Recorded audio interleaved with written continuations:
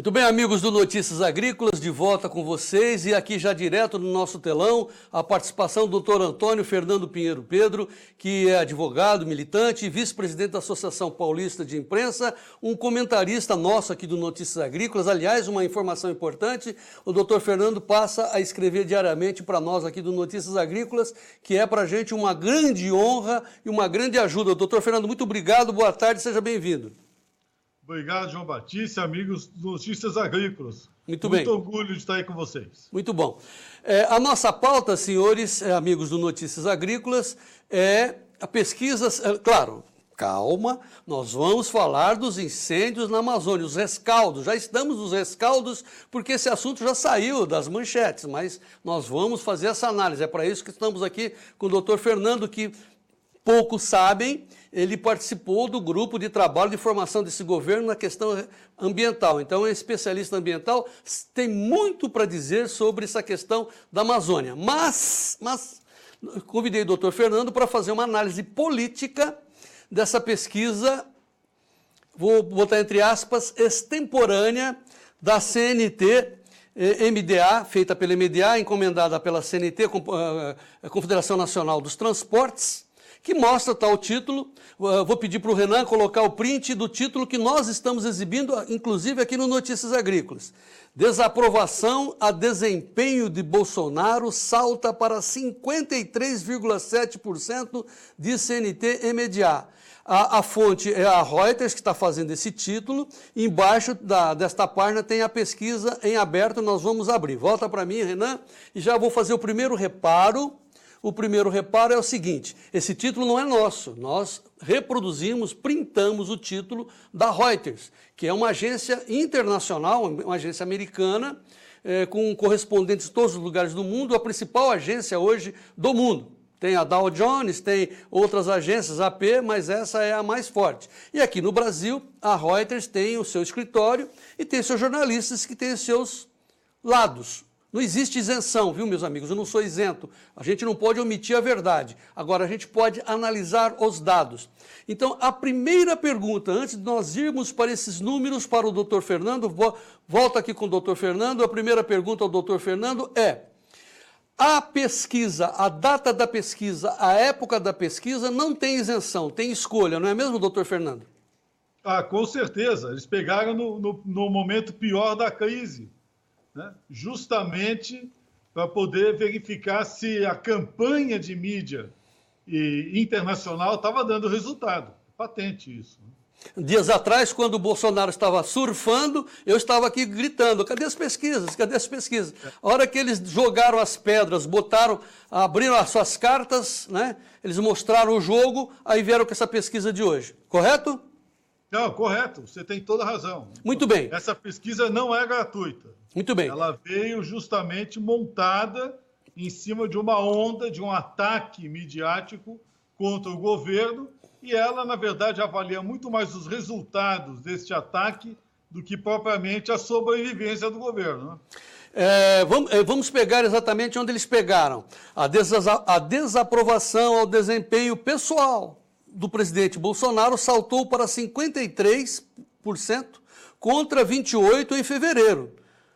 Ou seja, deu um salto ao comportamento do Bolsonaro. Claro, vamos explicar. É evidente. Por que o Bolsonaro está dando entrevistas ali pela manhã, brigando com os jornalistas? Exatamente por causa disso. Por quê?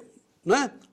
Ele tem apenas 8 meses de governo, essa é a minha análise, doutor Fernando, e o dinheiro acabou em 8 meses. Então ele precisava tirar algum coelho da cartola, brigar com todo mundo, chamar atenção para ele, pessoalmente, enquanto a casa é arrumada. Tá certo essa análise, doutor Fernando? Tem uma estratégia, tem um método aí, né? Obviamente o que ele fez foi inovar na parte da comunicação com a imprensa e ele criou uma sala de conferência, né, de imprensa informal na frente do Palácio, né? Foi isso que ele fez. Com isso, o que ele faz? Ele atrai a imprensa para o período da manhã.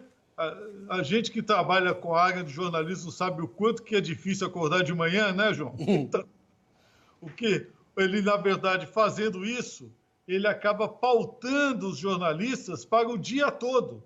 né? De maneira que ele concentrou as atenções da imprensa para um período da manhã e se liberou para poder continuar trabalhando no período da tarde, né? Ou seja, os efeitos destas falas só iriam se produzir à noite nos grandes jornais, né, da TV. Pois bem, então assim, como você disse, doutor Fernando, é um método, né, uma coisa inteligente, pensada, é uma coisa, como eu digo, né, como do mágico tirando o coelhinho da cartola. Preste atenção aqui no coelhinho, enquanto a outra mão está fazendo as coisas se modificarem, no caso específico. Durante o dia ele despacha, né? Muito bem. E é evidente que o jeito dele, né, todo o pessoal, né, para alguns, principalmente o pessoal do Veja Bem, é muito chocante, etc., mas é um jeito de desviar a atenção do foco do que é complicado. Nós vamos falar já. Saúde, educação, falta de dinheiro, país parado, tudo isso a gente já sabia, mas era uma herança, de novo, agora entre aspas, mas em letras grandes, maldita dos governos anteriores. Certo, doutor Fernando? É isso mesmo. Se a gente observar essa pesquisa, isso é muito importante da gente observar, né? A pesquisa fala o seguinte, é óbvio, o desempenho pessoal do presidente, ele pode ser questionado de várias formas. Ele, na verdade, tem um comportamento meio de John Wayne, né? Não veio para ganhar concurso de simpatias, né? Bem isso. Ele é como aquele xerife que entra no salão e toma as medidas que são necessárias, independentemente do aplauso ou não ali dos frequentadores, né? Então, é óbvio, há ainda um estranhamento da população em relação ao comportamento do presidente. É um comportamento mais rústico, ele responde diretamente. Ele, obviamente, ainda não assumiu ou não pretende assumir a liturgia do cargo, né? Ele não é um indivíduo que vai fazer os pronunciamentos. Acho que o primeiro pronunciamento oficial como presidente da República foi o efetuado agora, né? Na semana passada, devido à questão das queimadas da Amazônia. Foi a primeira vez que ele fez um pronunciamento à nação como presidente da República em rede, né? E foi muito bom. Então, e foi muito boa. Foi muito bom. Ele pôs os pingos nos is ali e matou o conflito, né? Muito bem. Agora, de maneira geral, nós vamos mostrar agora as telas que estão aí expostas no nosso site dessa pesquisa. De modo geral, é inegável que, no conjunto, houve um recuo de 10 pontos negativos. Não vamos tentar tapar o sol com a peneira, mas são coisas explicáveis e, passando uma linha desses números, a gente considera que são números positivos. O senhor concorda, doutor Fernando? Concordo. Vamos fazer uma coisa ao desempenho pessoal do presidente. Bom, ok, vamos analisar isso daí. Pode ser que ele precise fazer um arranjo, né, com referência a esse comportamento. Mas vamos verificar uma aprovação ao governo do presidente. Ótimo e bom, 29,4%. Né? Doutor Fernando. Avaliação regular, 29,1%. Então, ótimo, bom e regular é aprovação, não é reprovação. Então tá, doutor Fernando, desculpe cortar. Vamos colocar a tela, aí o senhor comenta, beleza? Ok. Então tá, vamos à primeira tela. Então, a primeira tela é desempenho pessoal do presidente. 39, negativa, positiva, 29, tem uma diferença de 10, e regular, 29. Ah, não, desculpe. Não. Essa é a avaliação do governo, eu me enganei. Desculpe. Avaliação do governo, a primeira tela. Né? É a primeira tela. Então, assim, é óbvio, ululante, como se diz, né, doutor Fernando, que o regular tem que ir para o positivo, senão o cara já estava negativo. Então, você junta 29 com 29 dá 60. Praticamente 60 de apoiamento. 58,5%. É muita coisa, né? No 8º mês de um governo que está enfrentando tamanhos problemas como é o governo Bolsonaro. Então, com certeza, nós estamos aí diante de um aumento de uma melhora de desempenho que, obviamente, a gente tem que levar em consideração. Viu? Além disso, a gente pode deduzir... Volte um pouquinho essa tela, Renan, nosso diretor. É evidente que a somatória dessas duas colunas positiva e regular, que dão quase 60%, mostra que as pessoas confiam, que as pessoas têm conhecimento do que está se passando e as pessoas estão com paciência para esperar uma melhoria geral. Acho que é a primeira conclusão, né, doutor Fernando? Exatamente. E outra, veja só, a avaliação de ruim péssimo de 39%, que são, né, a gente pode falar, bom, tem um crescimento aí, mas vamos pensar, isso daí advém de uma série de outros fatores que não são propriamente vinculados ao governo, né, João Batista? São vinculados ao Estado, né? À situação econômica em que se encontra o Brasil e que não é o único a se encontrar nessa situação econômica.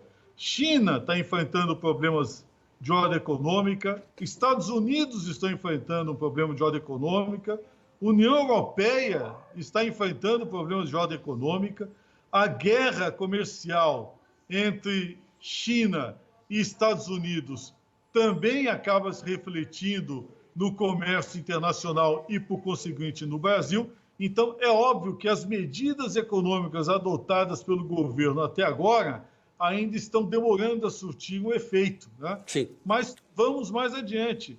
As medidas econômicas adotadas pelo governo Bolsonaro não visam surtir efeitos imediatos, né? O ministro Guedes, desde o início, deixou bem claro que são medidas estruturais para surtir efeito a médio e longo prazo. Sim. Então, nós estamos passando por um período que já era um período calculado, né, de turbulência, né, como se nós estivéssemos dentro de um avião pilotado pelo presidente, turbulência, mas o avião não vai cair, não, ele vai continuar. Muito bem.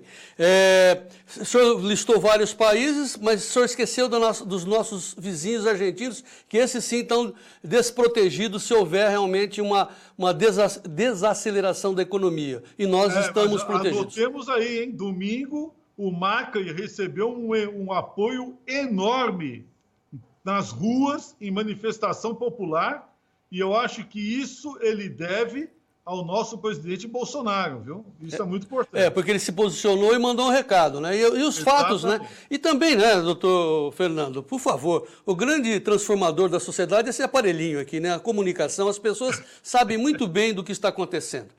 Claro. Vamos à segunda... Dia não dá para você não ter transparência, né? Vamos à segunda tela. Essa sim está difícil para o Bolsonaro. Vamos lá, segunda tela. Essa é a avaliação pessoal dele. Então, segundo a manchete, que é isso, foi essa tela que virou manchete, então ele está com 53,7 de negativo, contra 28 que ele tinha em fevereiro. Então, cresceu muito a desaprovação pessoal dele, o comportamento dele, a questão do filho e tal. Fosse o senhor, e o senhor também não é de veja bem, o senhor vai direto, o senhor mudaria o seu comportamento? O senhor acha que o Jair deveria mudar o comportamento ou ele tem que ser assim para passar o Rubicão? Eu acho que ele precisa pôr as coisas em ordem. Uma coisa é o trato relacionado a determinadas críticas que precisam ser adotadas, mas a outra é você, como chefe de Estado, né, ouvir um pouco mais dos seus auxiliares. O que eu acho que pegou aí, João Batista, não foi nem a questão do filho, viu, do Eduardo Bolsonaro. O que pegou aí foi o atrito contínuo com a imprensa no que tange à guerra de informações, né? Se nós observarmos essa questão ambiental, e isso é muito importante, quando o Bolsonaro enfrentou com galhardia, diga-se de passagem, o primeiro escândalo, digamos assim, que foi o do Intercept, né? A mídia e o que a gente costuma dizer, esse mainstream, né? Que é essa mídia convencional muito ligada ao establishment, eles jabearam como se fosse numa luta de boxe. Eles jabearam para ver se tinha condição de bater num direto e derrubar a presidência. Ou o ministro Sérgio Moro, pelo menos. Não conseguiram.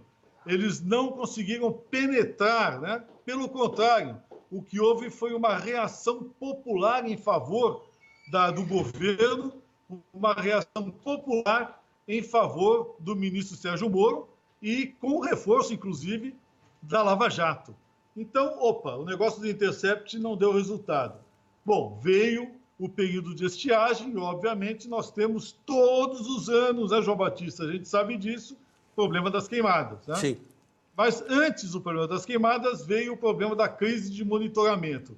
Uma manobra das mais sórdidas, João Batista. Vamos pensar direitinho, olhem, e é importante porque isso ainda está mal explicado até agora.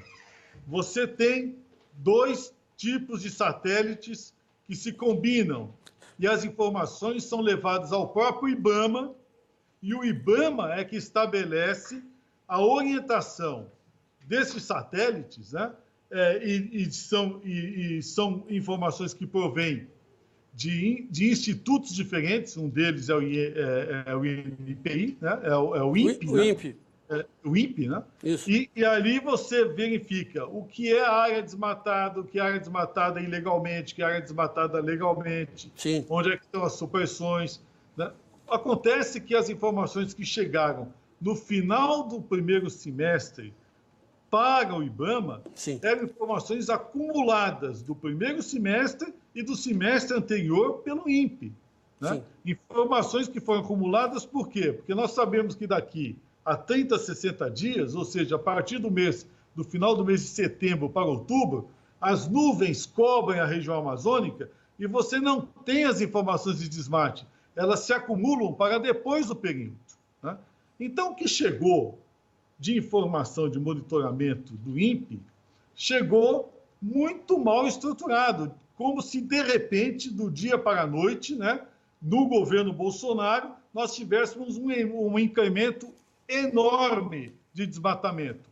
Aquilo foi mal combatido pelo governo. O governo não soube responder à altura, ele se viu pego de calças curtas, porque, de certa maneira, nós temos dentro da estrutura de controle governamental na área do meio ambiente inimigos que estão ali trocando informações, trocando cartas e deixando muitas vezes o presidente do IBAMA, o ministro e, por conseguinte, o próprio presidente sendo pegos de calça curta. Tá bom. Doutor Fernando... Bom, mas é importante a gente colocar isso para fazer a linha. Sim.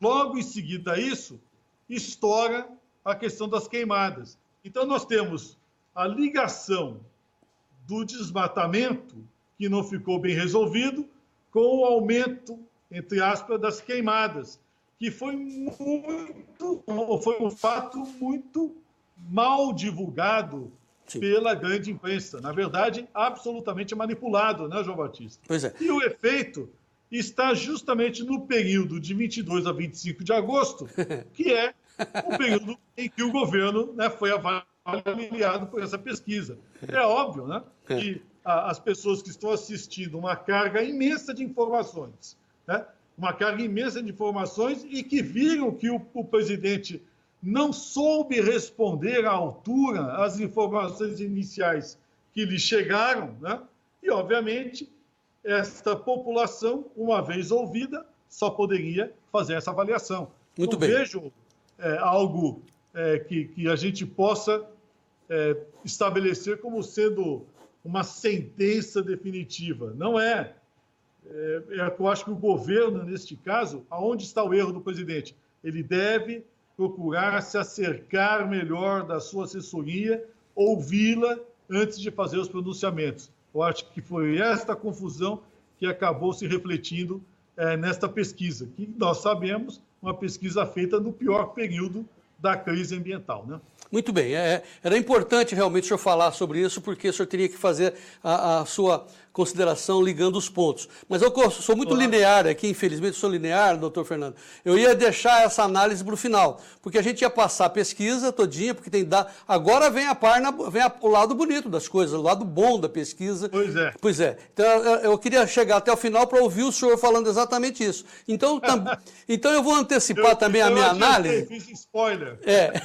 Então eu vou analisar a minha análise, porque o senhor fez uma referência a dois assuntos, que é o incêndio e os radares, a questão do INPE, etc., que praticamente hoje já estão saindo da manchete, já foram esquecidos. Como foi esquecido o caso Intercept, ninguém mais fala nada, o senhor que levantou está cobrando, está sendo levantado o Moro, a questão do Moro, mas naquela época foi preciso ter o pessoal sair às ruas, como saíram ontem às ruas, nesse domingo em várias capitais do Brasil, e a imprensa não está dando essa informação, e esqueceram o caso Queiroz, que é importante se desvendar, e esqueceram o caso Marielle, ou seja, Marielle, pelo visto, não está mais viva, né? Pois é. É um escândalo todo dia, para não dizer toda semana. Então, diante disso, eu vou discordar do senhor ao final, onde o Bolsonaro teria que ouvir seus conselheiros. Eu acho que não.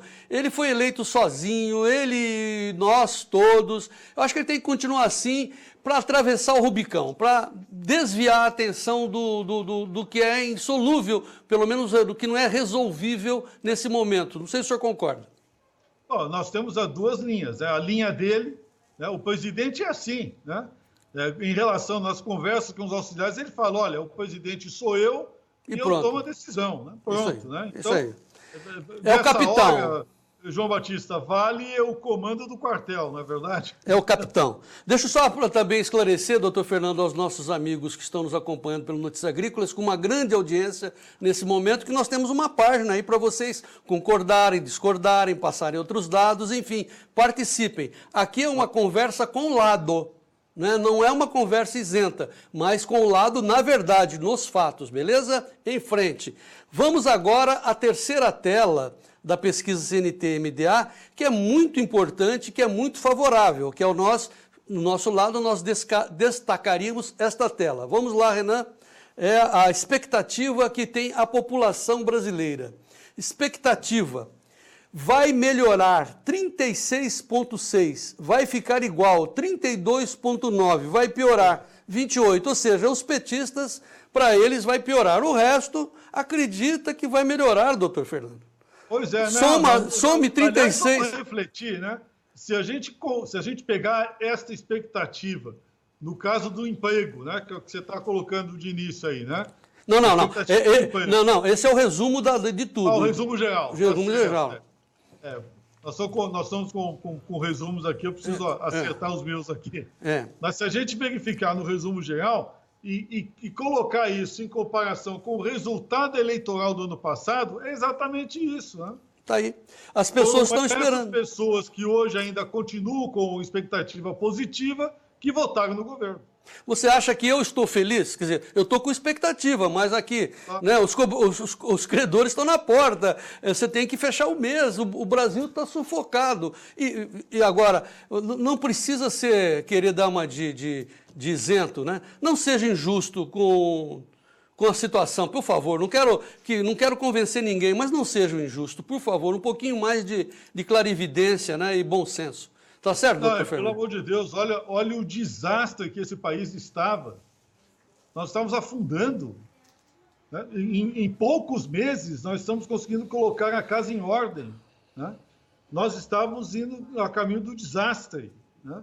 De certa maneira, foi o governo Temer que segurou a barra e agora a gente começa a colocar a casa em ordem. O queixo para fora da superfície, né? Nós estamos afundados. Né? Não, e o mais bonito, doutor Fernando, é que esse bloco aqui do vai piorar dos petistas, aqui dos 28, isso que vai ser importante. Eles também serão beneficiados, eles terão que botar a mão na consciência. Os filhos, os netos dessas pessoas serão beneficiadas. Nós vamos suportar e vamos atravessar o Rubicão.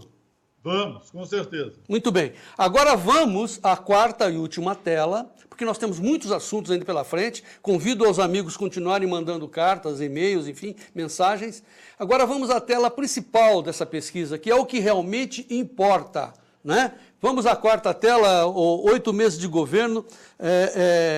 A política. Onde está a deficiência? Onde se avalia bem, onde se avalia mal? Então, assim, o combate à corrupção está sendo muito bem avaliada pelo povo, com 31,3%. Segurança também muito bem avaliado, né? Os homicídios caíram, as taxas. Depois vem redução de cargos de ministérios, o povo está dando apoio de 18%, aí vai caindo e vai chegando ao meio ambiente, é óbvio, né? 2%. Vamos explicar essa tela aí. No dia 22 e 25 de agosto, né? É exatamente quem estava na Berlinda. É uma coisa meia... Muito bem, pode encher a tela. Por favor, quem está nos acompanhando, está aí à disposição para vocês a notícia. Pode encher a tela aqui. Muito bem. Então, assim, vamos fechar esse assunto agora, encaminhando os nossos telespectadores para ler a pesquisa que está aqui embaixo, na home do Notícias Agrícolas. Estamos refletindo o título que veio da Reuters, eu podia fazer o meu, podíamos fazer aqui o da nossa redação. Não, vamos colocar o que está sendo divulgado, mas vamos analisar, é o que nós estamos fazendo agora. Vamos passar uma régua nesse assunto para avançar. Quer concluir alguma coisa, doutor Fernando? Não, é importante só verificarmos. Saúde, educação e meio ambiente são 3 ministérios complexos que passaram por complicações de ordem ideológica muito grandes, né? Ministério da Saúde enfrentando a readequação do SUS, né? E com problemas graves de ordem estrutural, né? O Ministério da Educação, nós tivemos troca de ministros, né? Ainda não acertamos, e o que a gente tem que verificar é que o Ministério da Educação ainda não disse a que veio até agora, né? Ainda falta um programa estrutural. E o Ministério do Meio Ambiente, na verdade, está no foco do conflito ideológico entre governo e toda essa esquerda, né? Então, é óbvio que ali é onde está cantando a paulada, né? Então, é natural que haja esse desgaste, mas é aquilo que nós estamos falando desde o início. Estamos passando pela turbulência, vamos esperar mais um pouquinho que talvez a gente consiga salvar o Ministério. Muito bem. O Valdomiro Ferreira Júnior, nosso grande amigo, presidente da Associação Paulista dos Produtores Suínos, que está surfando com o problema chinês, o Valdomiro manda um recado para nós. Ele está no Espírito Santo do Pinhal, aqui uma grande, fabulosa cidade do Espírito Santo de Pinhal, dizendo que a entrevista é muito esclarecedora. Parabéns ao doutor Antônio Fernando Pinheiro Pedro, do Valdomiro Ferreira Júnior. Vamos em frente. Muito que bem. Bom, dito isso, a nossa pauta era, claro, os incêndios da Amazônia. Então vamos primeiro qualificar um pouco as informações e as análises de quem nós convidamos para fazer essa análise, que é o doutor Antônio Fernando Pinheiro Pedro, que foi um participante da proposta do governo para o meio ambiente e na formação do governo Bolsonaro. Explique isso para a gente, doutor Fernando. Não, nós participamos no início do grupo de transição, né? E o grupo de transição estava dividido. Você tinha um grupo oficial dentro do CCBB, né? Que é o Centro Cultural do Banco do Brasil, e você tinha um grupo específico que foi indicado pelo presidente Bolsonaro, que trabalhou na Embrapa, né, no mesmo período. Este grupo é o grupo que acabou gerando hoje o atual ministério, né? O ministro Salles fazia parte desse grupo, né? O presidente do IBAMA, Ricardo Bin, também, né? Então, foi o grupo que estabeleceu os liames pelos quais nós deveríamos proceder à reforma do Sistema Nacional de Meio Ambiente. O ministro Salles assumiu com este compromisso, tem um projeto, tem um plano, as notas nós realizamos, várias dessas notas foram de minha autoria, estão aí públicas, estão publicadas, né? Até o Observatório do Clima publicou, né, João Batista? Então, estão lá. Tá bom. Eu acho que, claro, alguma coisa ainda não foi feita, outras coisas precisam ser executadas. a cabeça de cada um que assume o comando é o que vale, então o Salles, hoje, à frente do Ministério, é que sabe qual é a conveniência de mexer nos pontos, mas o fato é que nós já sabíamos desde o início que íamos enfrentar uma tremenda batalha, né? Nós estaríamos desembarcando as tropas numa praia e iríamos ser varridos pelas metralhadoras das ONGs. Então, esta batalha que está acontecendo agora é prevista. Nós já sabemos que iríamos ter perdas, né? Iríamos ter um embate muito duro, mas que a gente iria conseguir tomar essa praia, viu? Muito bem. Antes de nós centralizarmos a nossa atenção na questão do incêndio da Amazônia, é sempre bom lembrar o posicionamento do governo do Ricardo Salles, com a participação do Dr. Fernando, nas suas propostas. São três propostas. A primeira, fazer vigir o Código Florestal. Ninguém discute isso. Gente, leiam. Foi uma batalha de 5 anos, esqueceram o código. Nós temos o direito de produzir no Sudeste brasileiro em 80% da nossa área e preservar 20%. Na Amazônia é o contrário. Só podemos produzir em 20% e temos que preservar 80%. Mas temos esse direito. Então, o primeiro pé do tripé é o Código Florestal. O segundo mais importante de todos, que o Ricardo Salles faz questão de dizer, é: vamos resolver o problema da poluição do meio ambiente nas cidades, ambiente inteiro. Vamos ver a questão do Rio Pinheiro, plagiando o seu sobrenome, o Tietê. Vamos ver o que está acontecendo lá na favela da Maré, no Rio de Janeiro. Vamos ver os esgotos a céu aberto em Belém, em Manaus. Essa é a política, certo? Tanto que estamos organizando agora um novo marco legal do saneamento, está sendo discutido no Congresso, por uma articulação que eu tive a oportunidade de iniciar com o deputado Henrico Mizasi, que é do PV aqui do Estado de São Paulo. Organizamos a Frente Nacional Parlamentar do Saneamento, e o Mizasi hoje é o vice-presidente da Comissão Especial que está analisando o marco legal do saneamento. Ou seja, o governo ele adotou a linha de constatar um fato, de que a maioria esmagadora da população brasileira vive nas cidades. E é nas cidades que nós temos que resolver os problemas ambientais, né, João Batista? E o terceiro pé do tripé era a Amazônia, mas com que posicionamento? O posicionamento é: o que fazer com 20 milhões, 23 milhões de brasileiros que vivem dentro da floresta? Sobrevivem da floresta. E como é que sobrevive da floresta? Apesar da esquerda dizer que aquele povo vive de catar coquinho, não é assim. Eu estive lá várias vezes, conheço razoavelmente bem, e sei que quando um chefe de família, que é desempregado aqui, desempregado lá, e ele mora no meio da Amazônia e tem serraria por perto, a primeira coisa que ele faz, eu vi isso, abater um pau, derribar um pau, como eles falam, vamos derribar um pau e vender a madeira, o pau, lá na serraria e ter dinheiro para alimentar o filho. Ora, é um trabalho de formiguinha. O Lula botou um monte de formiguinhas lá, os assentados ao longo da Transamazônica, ele dividiu. Então está cheio de formiguinhas. Entre nós, o MST fez uma série de projetos de assentamento, botou um monte de gente em beira de estrada lá, né, João Batista? Bom, acampado e com o apoio do Fundo Amazônico, hein? Com o apoio do capital alemão e norueguês, né? Isso lá para os ambientalistas. Agora, o povo, coitado, está lá. Então ele derriba um pau, vai vender para alimentar o filho. É compreensível isso. O que está pensando e fazendo o governo Bolsonaro, no caso o Ricardo Salles, a esse respeito?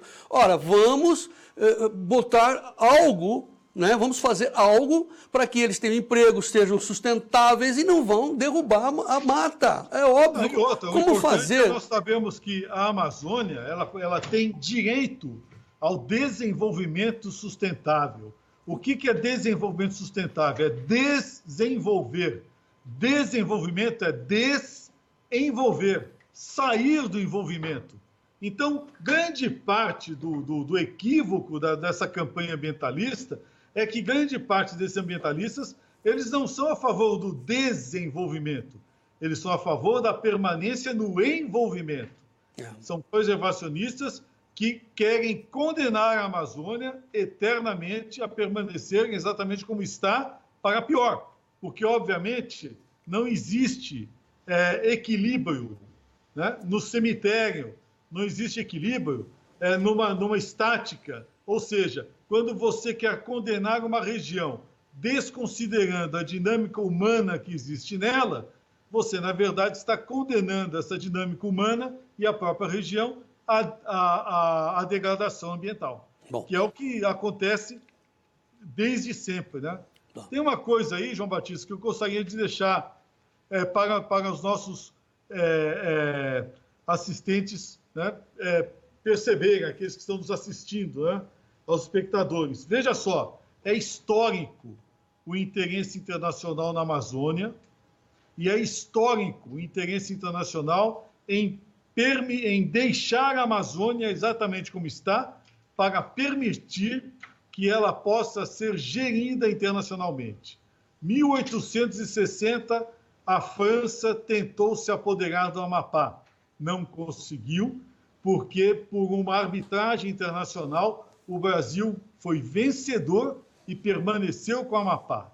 Em 1885, se iniciou um processo que só foi terminar em 1904, né, da Inglaterra contra o Brasil para se apropriar de Roraima. 30 quilômetros quadrados de Roraima foram retirados do Brasil e transferidos para a Inglaterra por uma arbitragem internacional, né? Aonde? Raposa Serra do Sol, no limite. No limite. Né?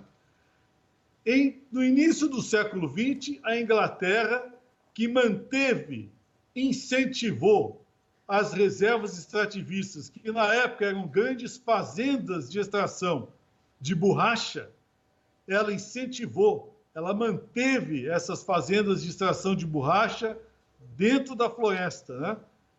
E com isso a Amazônia foi extremamente beneficiada, ou seja, ela encontrou um desenvolvimento como nunca antes na história da economia. Nós avançamos para o primeiro mundo dentro da Amazônia, e é por isso que Manaus até hoje tem aquele teatro de ópera magnífico, né?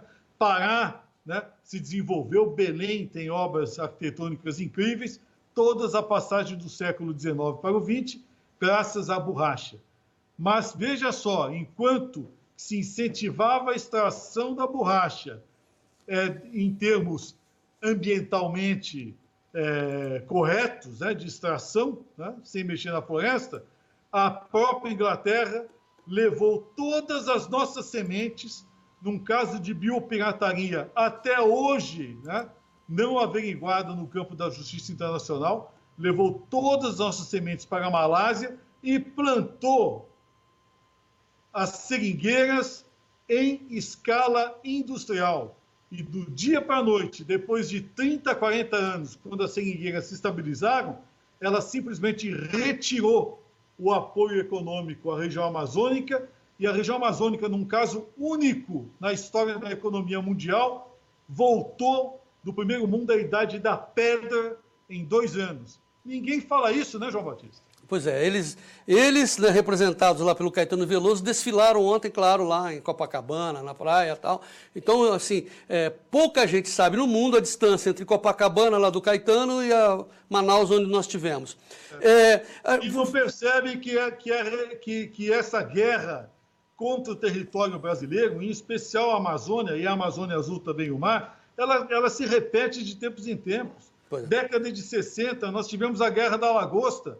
A França não queria questionar o território marítimo brasileiro para buscar as nossas lagostas aqui, né? Tá. Eu estou correndo um pouco com a nossa conversa, doutor Fernando, porque o doutor Fernando tem uma bomba aí, um grande furo para a gente passar, então nós vamos deixar para o final, mas vamos só fazer uma rápida análise, mas muito rápida, sobre toda essa confusão, Macron, O fato é que nós não tínhamos dinheiro, mas eles conseguiram tirar dos pobres, claro, do orçamento, que não pode ser rompido, né? Tiraram certamente da saúde dos pobres para os aviões fazerem um Photoshop ali, né? Photoshop. Tem que mostrar um avião jogando uma fumacinha. Mas que absurdo! Ninguém percebe o tamanho da Amazônia. Aqueles aviões, aqueles B-12 lá da Força Aérea Brasileira, que vier, só tem uma pista, 2 pistas de pouso em toda a Amazônia, meu Deus do céu. Talvez 3 lá em Porto Velho, lá em Manaus e lá em Roraima. Os Hércules C-130 até que são capazes de jogar água e segurar parte desses incêndios. Não é. Doutor Fernando, vamos discutir isso. Não é impossível. Está tudo seco. O que adianta jogar uma aguinha ali? É como você molhar a sua horta de manhã, tem que no dia seguinte voltar. Imagina quanto vai custar isso. Não estamos defendendo. O interessante é o comportamento dos incêndios. Os incêndios acontecem nas beiras de estrada, acontecem na beirada das áreas desmatadas já pelas fazendas, né? Porque é nessa área que o terreno seca, né? As plantas elas tentam buscar a água do solo, mas o solo também está sob efeito da atividade solar, então ele diminui a umidade, aumenta o nível de etileno na área, né? No ar, e então o ambiente se torna inflamável. Este fenômeno acontece na Amazônia, né? Nessas bordas secas. Acontece na Europa, acontece nos Estados Unidos, né? Acontece na Ásia, né? E acontece na África, que também está pegando fogo, né? Então, é um fenômeno mundial. O interessante é que, se nós verificarmos na escala, né? Desde o início do século até agora, né? Nós ainda estamos um pouco acima da média dos últimos 20 anos. Né? Sim. Então, o que está acontecendo, o fenômeno das queimadas neste ano no Brasil, não é um fenômeno fora da curva. Ele está dentro do padrão, né, de queimadas que nós sofremos naquela região. Não dá nenhuma excepcionalidade. Excepcional é esta manifestação de protesto que é orquestrada. Agora, vamos também passar rapidamente pela hipocrisia, pela covardia, pelo Macron, por essa porcaria toda, né? Porque essa questão dos aviões é evidente, é uma Photoshop. Tipo, tiraram uma foto, beleza, tá vendo? Estamos aí protegendo. Não é a solução é levar o desenvolvimento para que as pessoas não derribem o pau, como eu já falei aqui. Muito que bem. Não, e manter a soberania do Brasil. Bom, nós temos que sempre preservar a soberania do Brasil. Né? Aquilo é um problema nosso e nós é que vamos resolver. Não tem que ter interferência internacional. Dito isso, vamos agora ao fundamental, né, que até a Folha colocou em manchete que todo mundo ficou sabendo, ficou muito evidente que o Macron estava tomando aquela atitude para desviar a atenção, é o problema dele, dos coletes amarelos, que ele aumentou o preço do diesel para combater a poluição em Paris, que está insuportável. Criou uma taxa de carbono, olha só o efeito. Em Paris, isso aqui. Em Paris, e aí vieram os coletes amarelos, aí para desviar a atenção ele jogou em cima de nós, do Bolsonaro, o câncer, está na Folha, Bolsonaro é o câncer da mídia internacional, que covardia, que sacanagem. Bom, dito isso, vamos ao que interessa. Ele prejudicou a imagem do agronegócio brasileiro, que tivemos que recorrer ao Donald Trump para nos defender.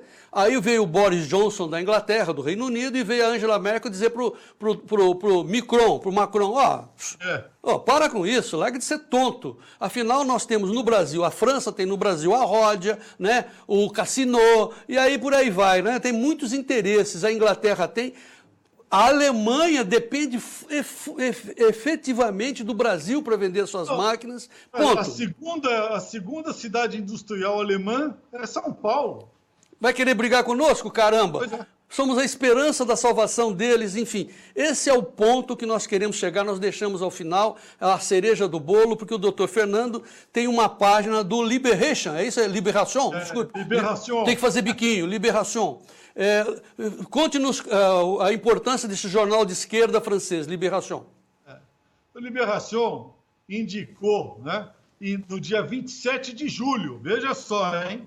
Você vê como a trama internacional ela se processa com certa antecedência. Mas agora veio à tona, né, descobriram, né, esta edição do Liberação de 27 de julho. Né?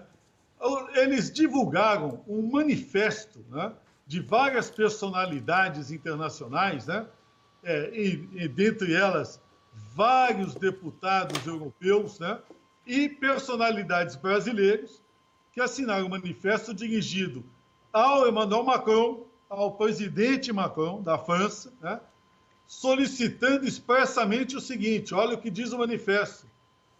A entrada em vigor do acordo ampliará o acordo entre União Europeia e Mercosul. A entrada em vigor do acordo ampliará a destruição do meio ambiente e as mortes decorrentes das ações do agronegócio. Vejam o que as personalidades brasileiras, que o João Batista com certeza irá enumerar aí, vejam o que eles escreveram em petição dirigida ao presidente da República Francesa no dia 27 de julho. Contra nós. A entrada em vigor do acordo Mercosul e União Europeia ampliará a destruição do meio ambiente e as mortes decorrentes das ações do agronegócio, que iam sangue, hein? Mas olha o absurdo. Olha não é uma varinha mágica, como alguns negociadores do Quai d'Orsay ainda acreditam. Não prevê qualquer cláusula vinculativa. Mesmo que o Brasil permaneça no acordo, será capaz de continuar suas atividades criminosas que destroem o meio ambiente e as pessoas que dedicam suas vidas para protegê-lo. Cumprir os princípios do Acordo de Paris exige determinação política. Isto é notoriamente carente no governo de Jair Bolsonaro. Lamentamos profundamente que o presidente Macron, que afirma fervorosamente ser o líder mundial na proteção do meio ambiente, se recuse a ver essas evidências. Bom, e aí termina o manifesto. Sim. Pedimos à França que rejeite o acordo de livre comércio entre União Europeia e Mercosul e condicione o comércio entre nossos dois países, Brasil e França, à adoção de normas muito restritivas no campo da proteção ambiental e dos trabalhadores brasileiros. Esse manifesto foi assinado por traidores da pátria. Isso é exatamente o que eu ia falar. Traidores da pátria. Vamos nominá-los, os traidores da pátria. Atenção, senhores que estão nos assistindo, esse é um documento que está na página do jornal Libération. Está aí a página do Libération. Esse jornal francês de esquerda, portanto, exibiu isso há questão de um mês. Ele é tão grave quanto aquele episódio feito pelos americanos, lembra daquele embate, fazendas lá, florestas aqui, é da mesma gravidade, só que desta vez está assinado por brasileiros traidores da pátria. Então, está em francês, vocês estão vendo aí, aí vem o apontamento ao ministro Ernesto Araújo, ao presidente Jair Bolsonaro. Agora vamos às assinaturas. Vamos lá, Renan, está aqui as assinaturas. Então, aí vem uma série de personalidades, a gente até que está na mídia. Vamos citar. Guilherme Boulos. Gleisi Hoffmann. Braga, deputado do PSOL. Né? O Ivan Valente. Ivan Valente. Humberto Costa. Senador Humberto Costa, do PT. Né? O Davi Miranda. Membro da Comissão das Relações Internacionais e Defesa Nacional do Brasil. Eles colocam o Davi Miranda. Ainda usa o cargo, né, de membro da Comissão de Relações Internacionais Brasileiras para assinar um documento contra o Brasil. Não, mas assim, Paulo Pimenta, ele é deputado. Agora, ele assina. Volta para o doutor Fernando. Não, por favor, deixa assim, Renan, está certo assim. Deixa o Fernando ali. Deixa os nomes das pessoas. Eles estão assinando, doutor Fernando, como entidades próprias, particulares, em nome deles ou em nome das entidades? Não, estão assinando em nome das entidades, porque senão não colocariam o que eles são, não é verdade? Mas então nós podemos, desse instante, pedir a cassação do PSOL e do PT, é evidente, porque eles estão... me parece que constitucionalmente eles não podem fazer isso. Não, é pior, não só não podem fazer isso, como eles estão voluntariamente se articulando com entidades internacionais contra os interesses do Brasil e contra um tratado assinado entre os dois, entre o Mercosul, portanto, entre o Brasil e os países europeus, né? E outra, mentindo, eles estão difamando a imagem brasileira, né? Difamando, falando mal do Brasil, atribuindo ao Brasil crimes que ele não está cometendo, né? E, com isso, prejudicando comercialmente os interesses nacionais. Para isso, nós temos a Lei 7.170 de 83, que é a Lei de Segurança Nacional, que está em vigor, que diz o seguinte no seu artigo 8º: entrar em entendimento ou negociação com governo ou grupo estrangeiro ou seus agentes para provocar guerra ou atos de hostilidade contra o Brasil. Pena de reclusão de 3 a 15 anos, né?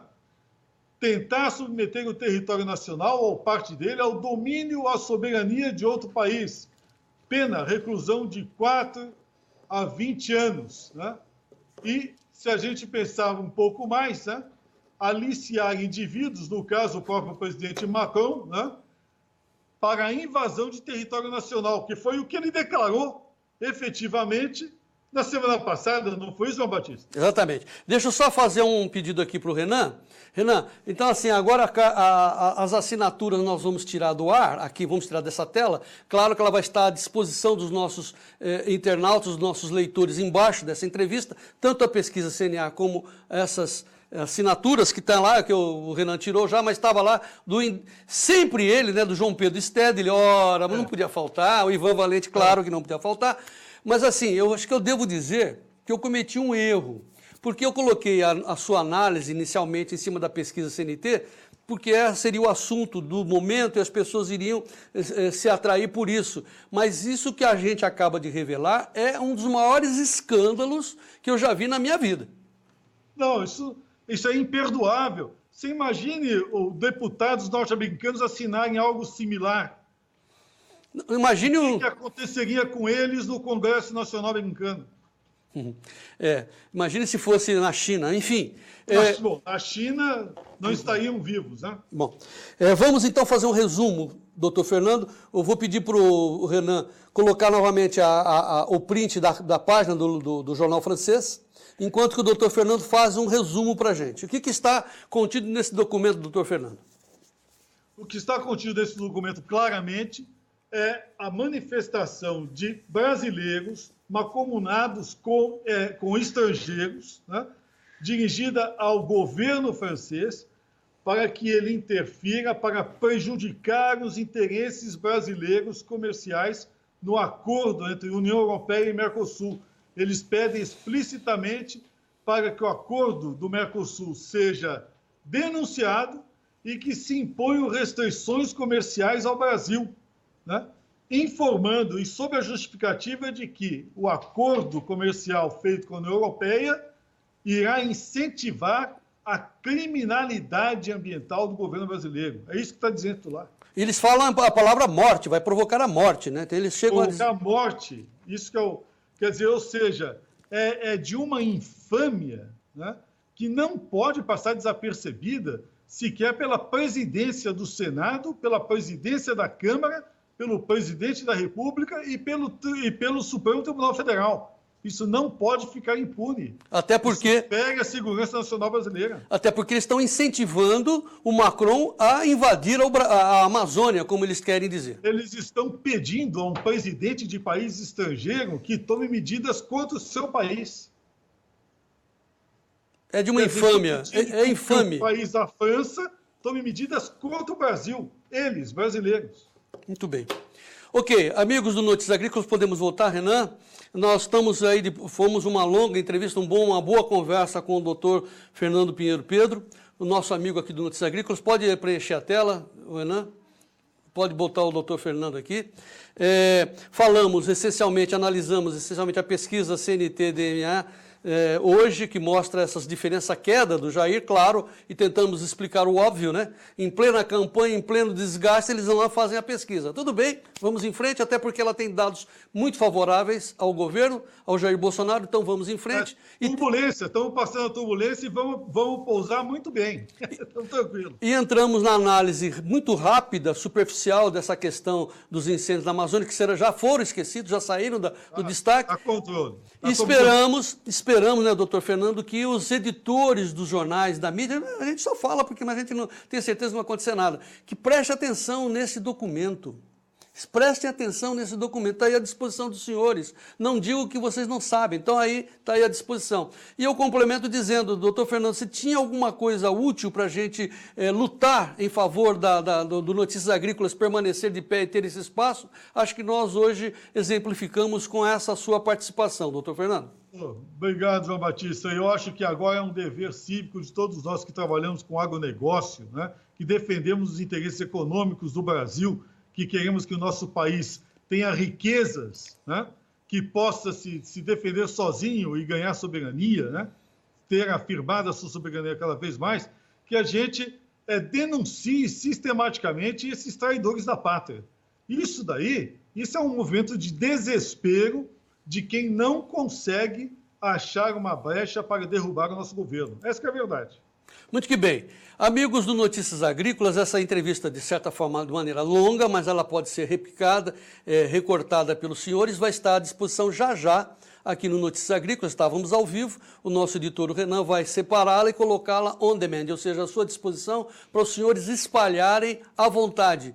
Como disse o doutor Fernando, seja patriota, né? Defenda a sua pátria nessa guerra da informação. A guerra hoje é a guerra da informação. Faça a sua parte. Nós estamos fazendo a nossa, o doutor Fernando está fazendo a dele. Vamos em frente. Doutor Fernando, muito obrigado. Obrigado a vocês. E olha, vamos continuar defendendo o Brasil, viu, João Batista? Viva o Brasil e vamos em frente. Até a próxima.